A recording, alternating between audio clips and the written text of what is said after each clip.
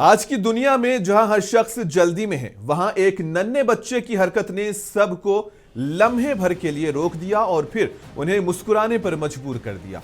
ये वीडियो तेजी से वायरल हो रही है, जिसमें एक बच्चा स्कूल जा रहा है और घर से रवाना हुआ, लेकिन स्कूल पहुंचने के बजाय चंद कदम चलकर सड़क के किनारे बैठ जाता है। इसके बाद वो अपने बैग से टिफिन निकालता है, खोलता है और शौक से उसमें मौजूद नूडल्स खाने लगता है, बिल्कुल ऐसे जैसे कोई बड़ी पार्टी हो।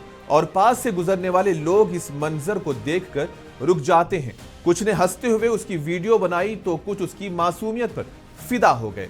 उसकी मासूमियत सिर्फ पेट भरने की नहीं थी, बल्कि हमें यह याद दिलाने की थी कि जिंदगी का असल जायका इन्हीं छोटे लम्हों में छुपा होता है। बच्चों जैसी सादगी में वो खुशी छुपी है जिसे हमने बड़े होकर खो दिया। काम, पढ़ाई, मीटिंग सब अपनी जगह, लेकिन दिल का सुकून भी एक सब्जेक्ट है जिसमें हम सब फेल हो चुके हैं।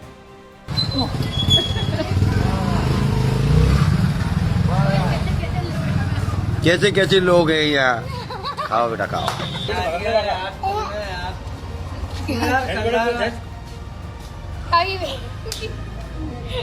कौन का भाई? धक्का लगा। वो कर दिया था।